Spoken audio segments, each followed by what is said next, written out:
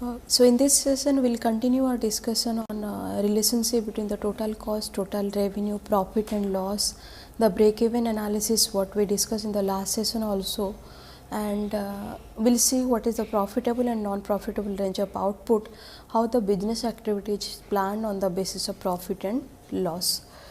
So if you remember in the last class we talked about the long run cost and output relationship, generally how the long run cost is derived from the short run cost curves and how both of them they are related, in which case short run cost curve is used and in which case the long run cost curve is used. Then we introduced the break even analysis specifically in case of linear cost and revenue function. When linear cost and revenue follow a straight line, so the break even point is 1 where the total cost is equal to total revenue. Beyond that it's a profitable range of output because total revenue is more than total cost, and before this it's a non-profitable range because the total cost is greater than the total revenue, and the break even point is 1 where the total cost is equal to total revenue. So to start with, we'll continue again our discussion on the linear cost function. We'll just look at the algebra behind the linear cost and revenue function specifically in case of break even analysis. Then we'll discuss about the non-linear cost and revenue function. Then we'll do the contribution analysis, and then finally we'll discuss about the learning curve, which is the again the background is on the shape of the long run average cost curve. Generally the practice is that we follow that there is a economies of scale because of which the average cost is decreasing, but learning curve is the alternate method to understand or the explain that why long run average cost is decreasing. So to start with, we will look at the what is the algebra behind the break even analysis. So as we know that at the break even point the total revenue is equal to total cost. So as we know total revenue is P multiplied by Q, and total cost has two parts, that is total fixed cost and total variable cost. Now this total variable cost is alternatively we can say this is the average variable cost multiplied by the quantity, and total cost is total fixed cost, and instead of TVC if you write average variable cost multiplied by Q, then this is this comes as total fixed cost, and in place of total variable cost we use average variable cost multiplied by Q. So in this case we can write this as the, if QB is the break even level of output,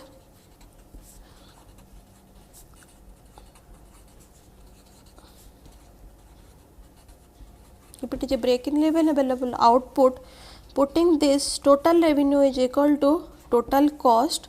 Total revenue is, since it is PQ, so QB by P, and total cost is total fixed cost plus average variable cost, and in case of this Q, since QB is the break even level of output, we will use QB.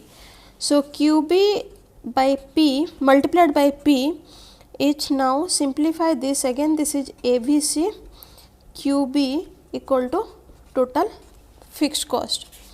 Again simplifying this we will get, if you take QB is out, that is P minus ABC, which is equal to total fixed cost, or we can say QB is equal to total fixed cost divided by P minus ABC. So if we know, or if the producer know what is the level of TFC, what is the level of TVC, and what is the level of P, then we can find out the quantity, that is the break even level of quantity through this, that is QB is equal to TFC by P minus ABC. So the algebra behind this is, if you know the fixed cost, if you know the average variable cost, and if you know the price of it, generally you can find out the break even level of output. But when it comes to break even analysis, specifically in case of linear cost and revenue function, it is applicable only if the cost and revenue are linear. So, in case of linear cost and revenue function, the total cost and total revenue are straight line, they intersect only at one point, dividing the whole range of output as two parts, that is profitable and non-profitable. Like in the previous graph we saw that okay, this is our total fixed cost, this is total variable cost, this is total revenue cost, and the total cost starts from here, and this is the total revenue cost, total cost. So, this is the break even level of output, because total revenue is equal to total cost, and this divides the entire range of output into two level, that is non-profitable and profitable. This is possible only if it is a linear total revenue function or linear total cost function, because they intersect each other only at one point. And that is the reason clearly we can divide that okay, this is the profitable range of output and this is the non-profitable range of output. But if it is not a case of linear, then the possibility is that they intersect more than twice or maybe more than once, and in this case it is difficult to find out what is the profitable range of output and what is the non-profitable range of output. So, what is the implication for this? If it is a linear cost and revenue function, we get two range of output, profitable range of output and non-profitable range of output. But the implication for this, that the whole output beyond the break even level is profitable, right? Because the point beyond which total revenue is equal to total cost, the total revenue is more than total cost beyond all the level, which implies from a linear cost and revenue function. But when it comes to the real life, this is not the fact, as the conditions are different due to changing price and cost. So, it is not possible that you get a when it is a case of linear cost and revenue function. So, if you look at the graph, beyond this point we say any level of output is profitable, right. So, implication of linear cost and revenue function is that beyond the break even level, any level of output is profitable. But in the real life, the fact is conditions are different due to the changing price and cost, and that leads to the fact that the cost and revenue function may not be linear, they may non-linear. The cost function and the revenue function is non-linear, because of the fact that in case of real life there is a changing price which leads to change in the cost, changing price of inputs and changing price of raw materials, which leads to the variation in the cost, and which leads to the possibility that the cost and revenue function are non-linear. So, the non-linearity arises because of average variable cost and the price vary with the variation in the output. Since the average variable cost changes due to change in the price which vary with the variation in the output, and as a result total cost may increase at the increasing rate and total revenue may increase at the decreasing rate. Since there is a non-linearity because of average variable cost and price change with the variation in the output, that leads to the possibility that total cost increase at the increasing rate and total revenue increase at the decreasing rate. So, at some stages of output, total cost exceeds the total revenue. But in case of linear cost, how it was happening?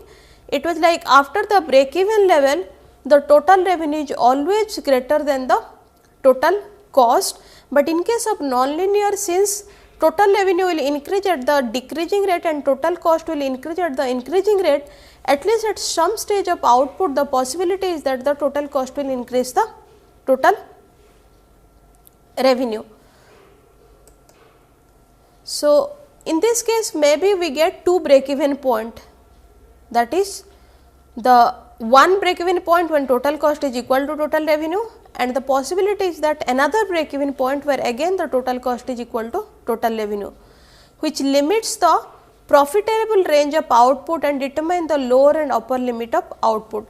So, it is not that the profitable range of output is unlimited, rather it is defined the lower and upper limit of the profitable range of output. So, there is a need to pre-test, there is a need to verify the validity of the linearity of cost and revenue function before assuming that the cost or the revenue is the linear. So, in this case there is a need of pre-test, there is a need of verification before taking the cost and revenue as the linear function. So, what happens in case of non-linear?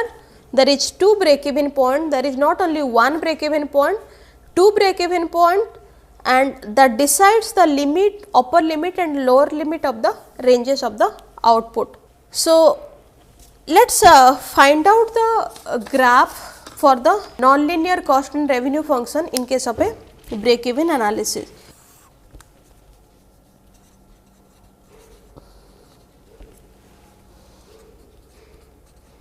This is total cost and revenue, this is output, suppose this is total fixed cost, this is total revenue,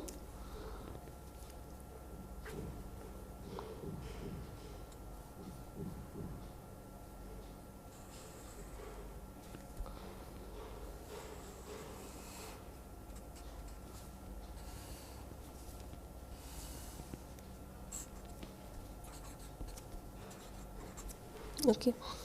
So, this is total cost, this is total revenue,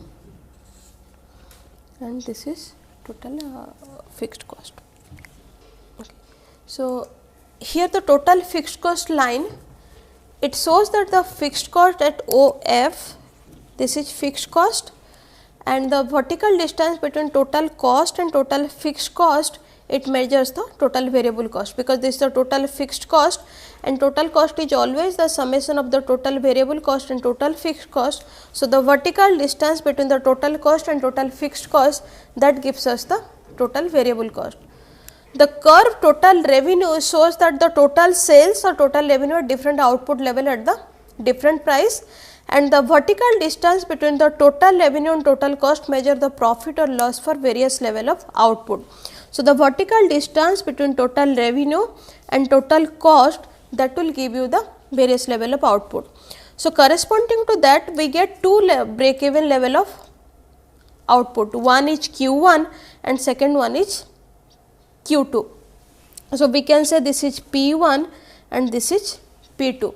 So, total revenue and cost intersect to each other at two different points, one at the point P1, second at the point P2, where the total revenue is equal to total cost.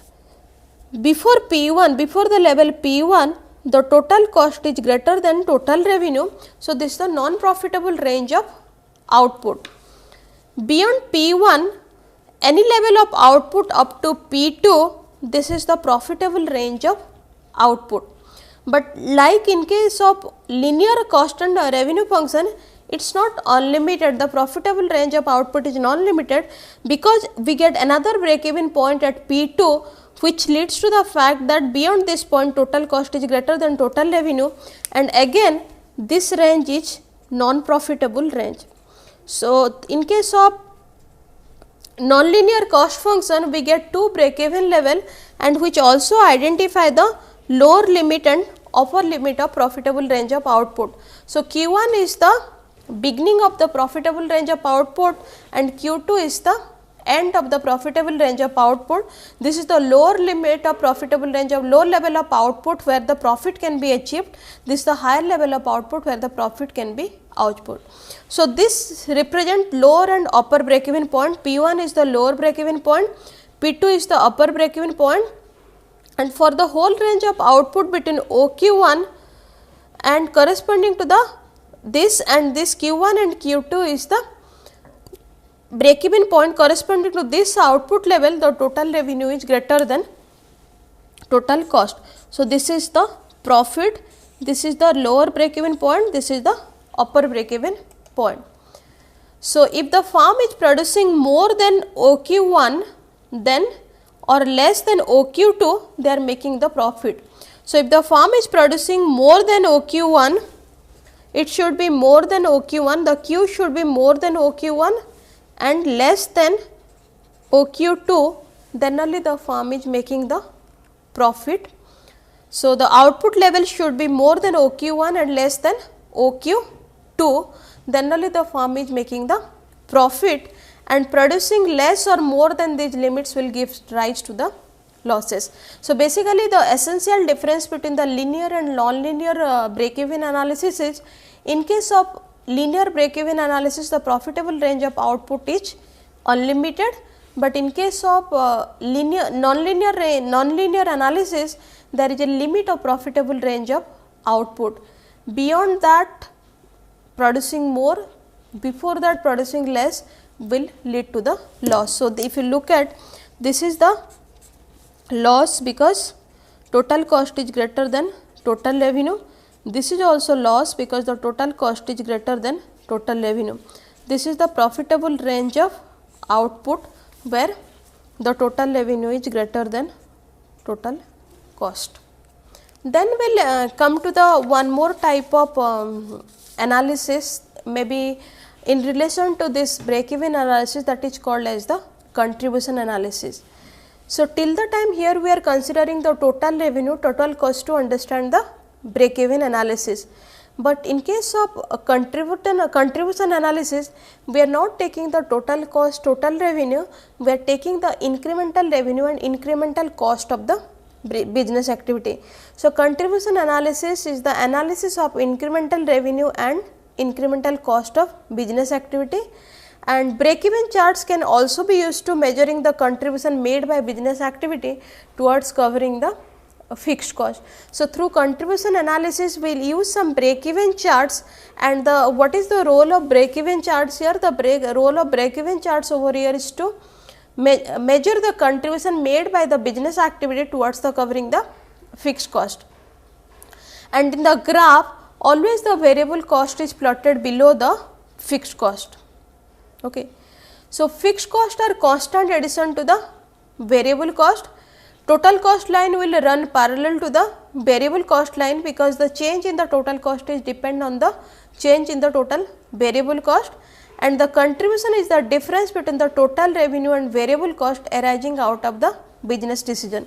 So, the difference between the total revenue and total cost gives us the profit, and contribution is strictly defined as the difference between the total revenue and the total variable cost. So, this is how the contribution analysis, if you look at the graph, the total revenue curve which TR starts from the origin. Total cost is the summation of the variable cost and the fixed cost, that is starting at a point in the y axis which includes the fixed cost. Variable cost is starting from the origin. The total cost and the difference between the total cost and the variable cost gives us the fixed cost, and which is alternately also known as the maybe the difference between the total fixed cost and total variable cost and total cost. The difference between the total revenue and total cost is profit, and the difference between the total revenue and the total cost is profit, and the difference between the total revenue and the total variable cost is known as contribution. Okay. So, if you look at this, contribution is nothing but also the fixed cost at the break-even level. So, break-even level is corresponding to, if you look at the graph, break-even level is corresponding to the point Q, where total revenue is equal to the total cost, and the variable cost is VC, and the difference between the total revenue and total variable and the variable cost gives us the contribution, and the difference between the total revenue and total cost gives us the profit. So, if you look at this graph previously, OQ is the break even level of output and the contribution equals to the fixed cost. Below the output OQ2, the total contribution is less than fixed cost, that is amount of loss below this the contribution is less than fixed cost, that is the reason this is the amount of the loss, and beyond this point the contribution is more than the fixed cost, and that is the reason if you look at this the case of the profit, that is the contribution exceed fixed cost and the difference is the contribution towards the profit resulting from the business decision. So, beyond the before the break even level of output, total contribution is less than fixed cost. So, this is the amount to loss, and beyond output OQ, that is beyond the break even level of output, contribution exceed the fixed cost, and this is the difference in the contribution towards the profit resulting from the business decision. So, one is before break even level of output, the contribution is less than fixed cost, that is the reason this leads to loss, and the other point is beyond the break even level of output which exceeds the fixed cost, the contribution exceeds the fixed cost, and this is the difference in the contribution towards the profit resulting from the business decision. But if you look at the contribution over time period under review is plotted in order to indicate the commitment that the management has made to the fixed expenditure and to find the level of output from which it will be recovered and profit will begin to emerge. So, over a time period, contribution over a time period under the review is plotted in order to indicate the commitment that the management has made to fixed expenditure, because there is a commitment even the output leads to profitable output or not, still they have to incur a certain amount of the expenditure, and to find the level of output from which it will be recovered and profit will begin to emerge, that will look from the contribution. So, if you look at the graph here, so we will just draw a graph that how the contribution emerges when there is a commitment, when the management decides to or management has the commitment to made to the fixed expenditure, and there we need to find the level of output from which level of output the fixed cost whatever the contributed before that can be recovered and the new level of profit can be generated. So, we will take a total revenue curve here as a straight line. This is the fixed cost. To make it simplify, we are not adding the variable cost here. So, this is fixed cost and contribution on the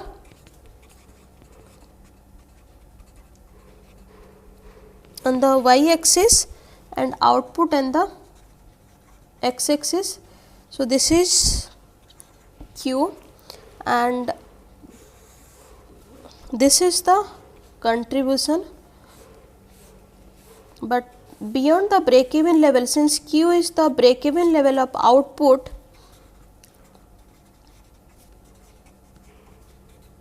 OQ is the break even level of output. This is the loss because the contribution is less than the fixed cost, and at the point OQ the fixed cost is equal to the contribution, and beyond this the fixed cost is less than the contribution, and that is why this is the net profit added to the firm beyond the break even level of output. So, at the output of level of OQ, contribution equal to fixed cost. Before this the contribution is less than the fixed cost, that is why the firm is incurring loss, and beyond this point the contribution is more than the fixed cost, and that is the reason the firm is getting the profit. Next we will look at the profit volume ratio. So, profit volume ratio is another useful tool for finding the break even point for sales, especially for the multi-purpose firm. So, this is the break even point in the short form is known as BEP, that is of sales, especially for the multi-purpose firm. And what is the PV ratio? PV ratio is S minus V upon S multiplied by 100, where S is the selling price, V is the average variable cost.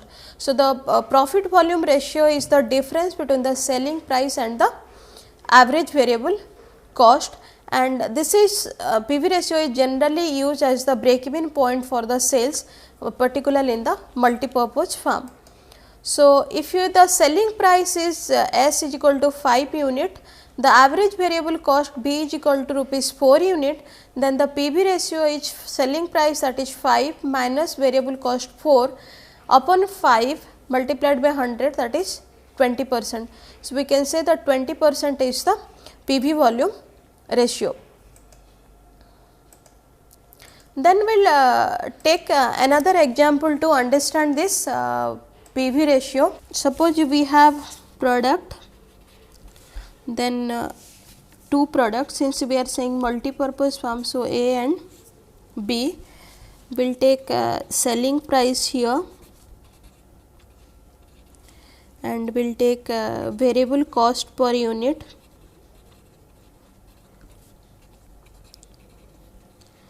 and will take machine hour per unit. So, in case of selling price, in case of A this is 2, in case of B this is 2.5, variable cost per unit is 1 in case of A, 1.5 in case of B, machine hour per unit is 2 in case of A and 1.0 in case of B. Now, to find out the PV ratio for A, PV ratio for A will take selling price minus variable cost upon selling price multiplied by 100. So, this will 2 is the selling price minus 1 is the variable cost per unit divided by 2 multiplied by 100, that gives to 50%. So, 50% is the break even level price, that is through the PV ratio. For now, to find out the PV ratio for machine hour, because if you look at machine hour require is 2 unit. So, in this case, to find out the PV ratio for each machine hour, PV ratio for A, for each machine hour, this 50% will be divided by 2, that is 25%. So, 25% is the PV ratio, and that leads to the break even sales price of the break even price for the sales. Similarly, how to find out the PV ratio for B? PV ratio for B is again S minus B by S. So, there it comes to 2.5 minus 1.5 by 2.5 multiplied by 100, that comes to 40%. So, PV ratio for B will be 40%, and since this is the machine hour is only 1, this is the total PV ratio in term of the machine hour also. So, in case of A, the PV ratio is 25%, in case of B, the PV ratio is 40%. So, in this case, B will be preferable to A, or the in the other word we can say the farm will get more break even or get more profit from B as compared to the A, because the PV ratio is more in case of B as compared to A, and PV ratio is nothing but the difference between the selling price and the variable cost of production. So, the larger is the variation, more profit to the farm, because that finally lead to the break even price for the sales for the typical product. Then we will discuss about the so break even point in the sales value is calculated by dividing the fixed expenses F by the PV ratio. So, BEP sales value is the fixed expenses by PV ratio, which is equal to F by S minus B divided by S. Then we will talk about the margin of safety, and margin of safety generally represents the difference between sales at the break even point and the total actual cost. So, the difference between the sales at the break even point and the total actual cost leads to the margin of safety. There are three measures to this margin of safety. One, that is profit multiplied by sales by PV ratio, second profit by PV ratio, and third margin of safety is SA minus SB divided by SA multiplied by 100, where SA is the actual sales, SB is the sales at BEP. So, we will just take a example to understand this margin of safety.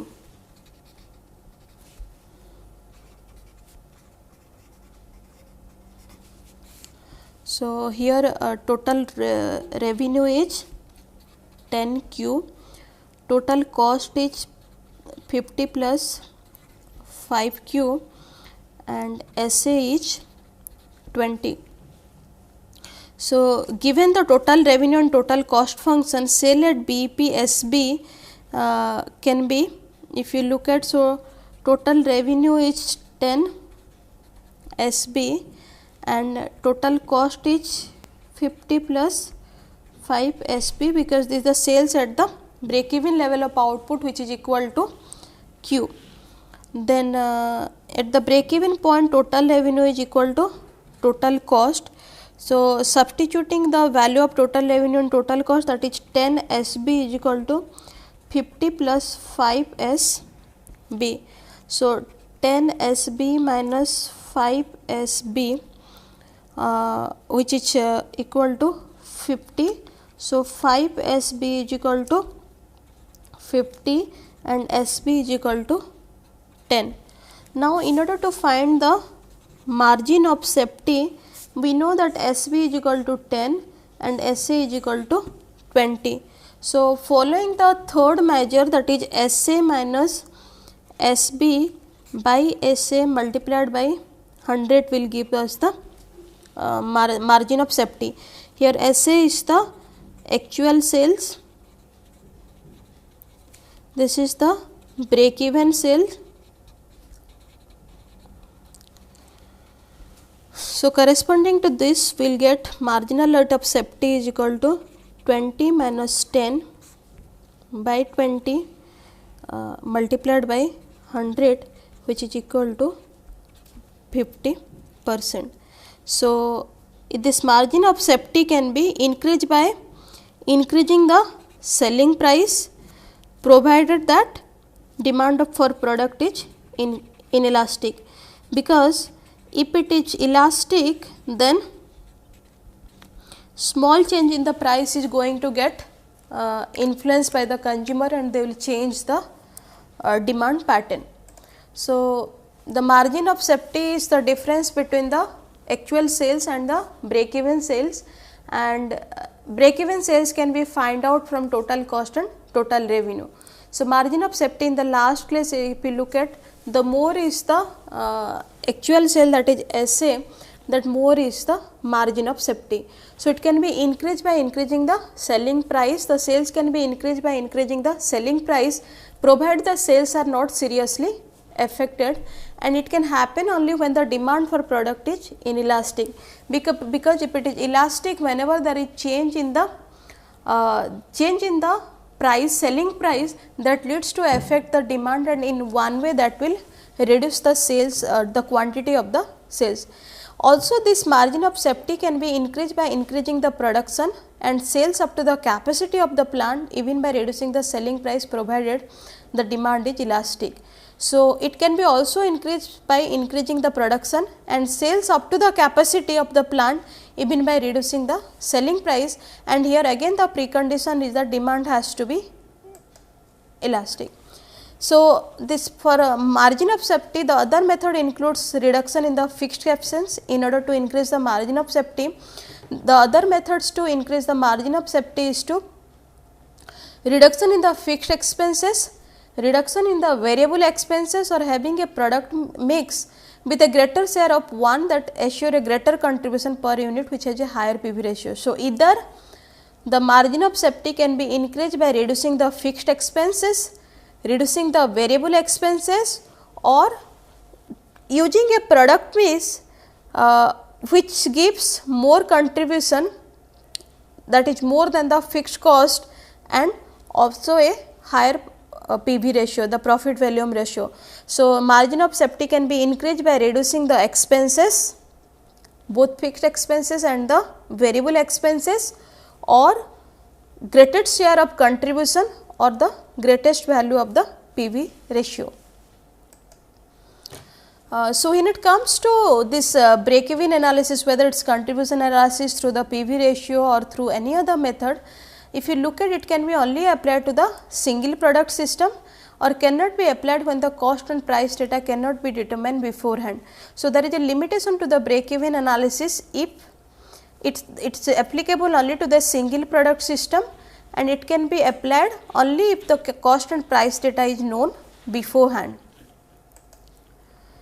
Then we will talk about the concept of a learning curve, and if you look at, we are going on discussing one fact across this session, that this long run average cost curve is U shape, and this U shape, the decreasing part is because of economies of scale, the reduced cost is because of economies of scale, and the increasing part is because of diseconomies of scale. But if you look at, there may be other reason also to understand that this reduced cost, it not only because of economies of scale, or the increased cost is not because of diseconomies of scale. There may be few other factors which influence the increasing and decreasing average cost of production when there is the scale of output increases. So, one of the fact here is that the acquired knowledge and experience help firms in reducing the long run average cost curve most continuously. They learn over time to get work done in a shorter period of time, reduce cost of production and increase factor productivity. Like if you take the case of labor, if you take the case of capital, I think when you the opinion of the firm or the opinion of the learning proponent of learning curve is that when the firm does the same type of production over a period of time, they get experience in doing that, and that leads to less time, that leads to less cost of production and increase the factor of productivity. So, the efficiency of the inputs increases, efficiency of the firm increases, and that is the reason the cost is decreasing. So, the learning cost, the theory behind learning cost is that it is not because of economies of scale or the diseconomies of scale. There is one more fact, that the knowledge and experience in doing the same kind of activity, they learn through it, and that leads to the average cost decrease. Suppose someone new to operate that machine, and if the laborer is operating that machine over a period of time, he gain the skill, he gain the exposure to operate the machine, and he is doing the whatever the time he is requiring, time requires to operate the machine, that has come down, and maybe also the productivity of the labor has increased, because in the same time he can do something else now. Similarly, if you look at the process itself initially there is a time to fix up or set up the process, but in the long run when you do it over a period of time, the process is set up, the system is in place, and that leads to less time and the inputs become more productive. So, in case of learning curve, the opinion is that the acquired knowledge and experience help the firms to reduce the average cost, and that leads to the shorter period of time, reduce cost of production and increase the factor productivity. And this learning curve is one that is applicable to the cumulative output, and it is not the output, maybe average output. The major difference between the long run average cost curve and the learning curve is, in case of long run average cost curve, we take the average cost of production with the increase in the scale up output, but in case of learning curve, we take the cumulative output, that is the total product from the beginning of the stage. So, if you look at this curve is showing a declining trend in the, so if this is the learning curve, it is decreasing, but in case of long run average cost curve, it always increases after a point, but in case of learning curve,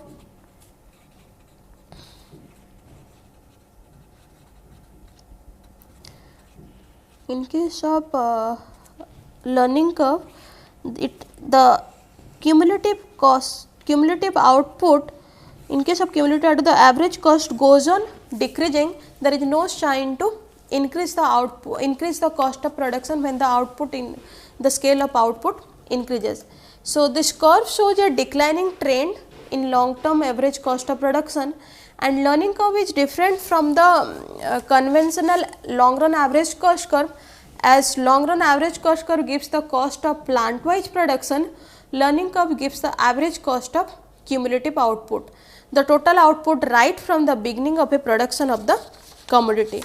Now we will say, we will take a small numerical to understand this learning curve, or we will do the will estimate the unit of the learning .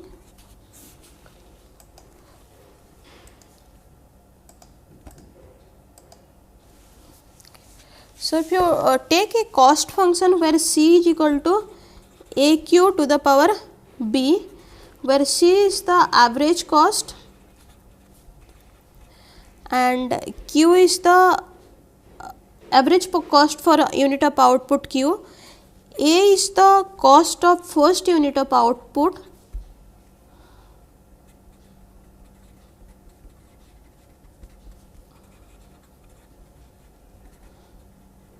and B is the rate of decrease in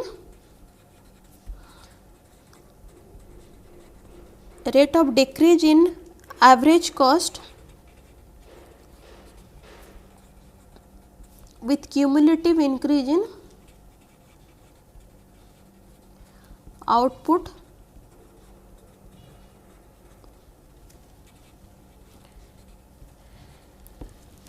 Okay, the value of B is negative because decrease in Q will always increase the, or maybe decrease in the cost with cumulative increase in the output. The greater the value of B, the faster is the decrease in the average cost. So this learning of this CAQB can be converted into a logarithmic form, that is CAQ to the power B. So this can be log C is equal to log A plus B log Q. So B gives the slope of the learning curve.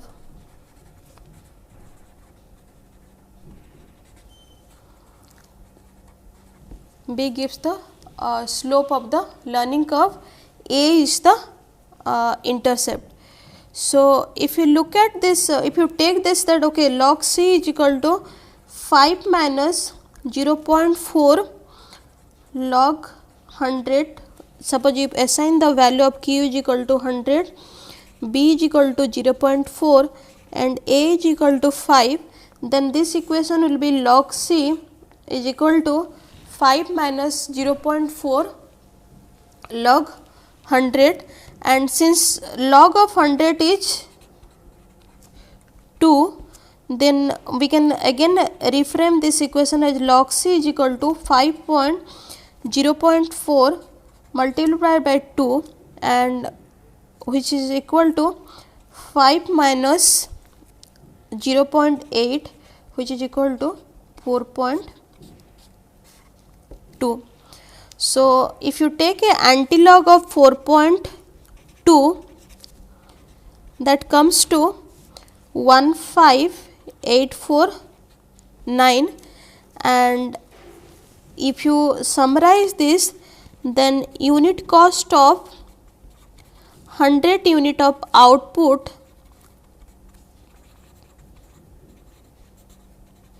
is equal to 15849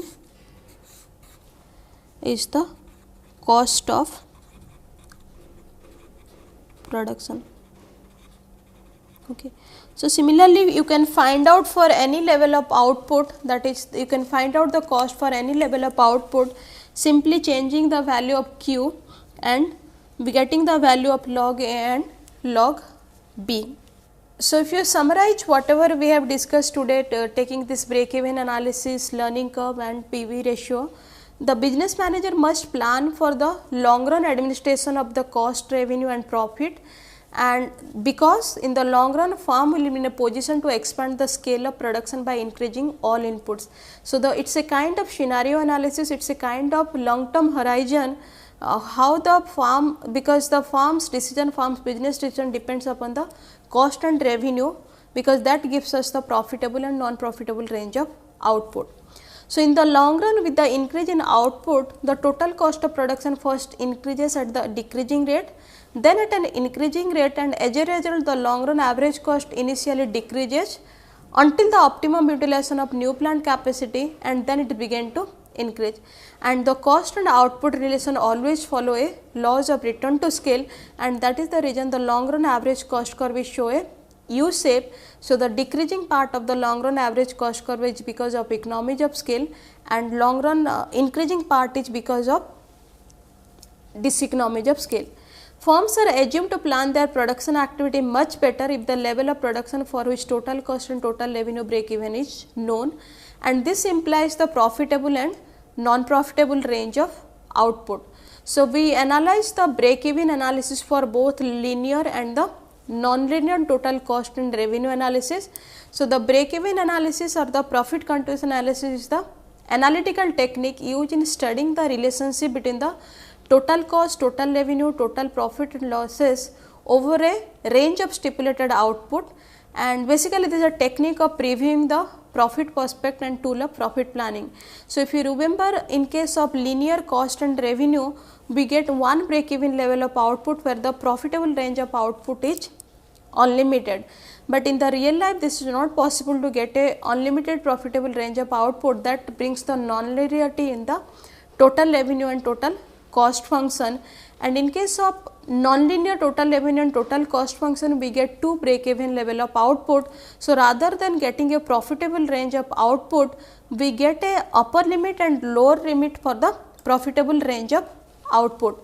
Then we discuss about the PV ratio and the PV ratio, which is specifically deals, and the contribution analysis, which is specifically deals with the incremental revenue and the incremental cost.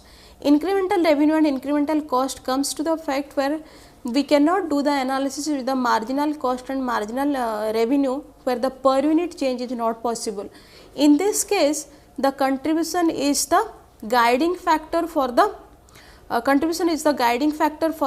business manager to decide the range of output. So, in case of contribution analysis, before the break even analysis, before the break even level of output, the contribution is less than fixed cost, that is that the firm incur loss. But in case of beyond the break even level of output, the contribution is more than fixed cost, and that leads to the profit. So, here in case of incremental analysis, the guiding factor is the contribution, and that helps the manager to decide whether to go for that range of output or not. And finally, we discuss about the learning curve, which is alternate to the economies of scale as the reason behind the decreasing cost of production, and here it is different from the long run average cost curve, because the learning curve is one where the average cost goes on decreasing for the cumulative output, and that achieved through the experience, that achieved through the productivity of the factor input. So, we will continue our discussion on this cost again, typically on economies and diseconomies of scale in the next session, and for preparing this session, these are the session references that is being exclusively followed for this.